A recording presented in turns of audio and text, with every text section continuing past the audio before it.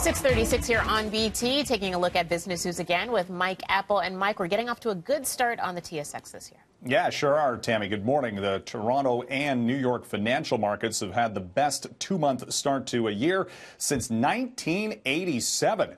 Big gains, even with a little bit of weakness just in the past couple of trading sessions.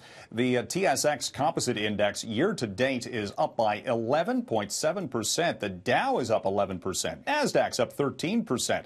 So big gains on the markets. A lot of the momentum shift came from, well, central banks when they started talking about keeping interest rates steady as opposed to raising them aggressively. That shift came late in 2018, and the markets have responded accordingly. Also, the quarterly earnings updates have been pretty strong so far this year.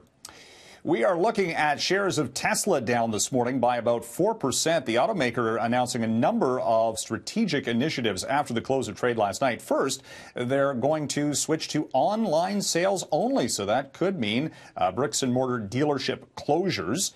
As well, they're lowering the price of their least expensive Model 3, trying to boost sales of that car. The starting price in U.S. funds is $35,000. In Canadian dollars, that's $47,000 Canadian. They're also projecting a first quarter loss. Again, stocks down by 4% pre-market.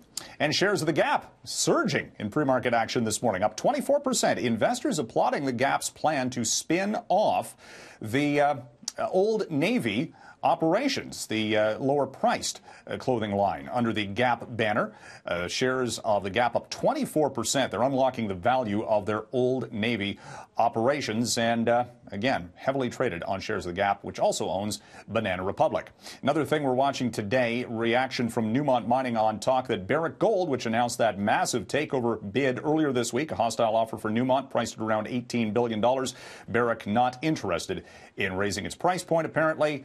And the talk is that they figure that if they buy Newmont, they can find all sorts of cost synergies to the tune of $7 billion. That's the latest in business this morning. More BT coming up after the break.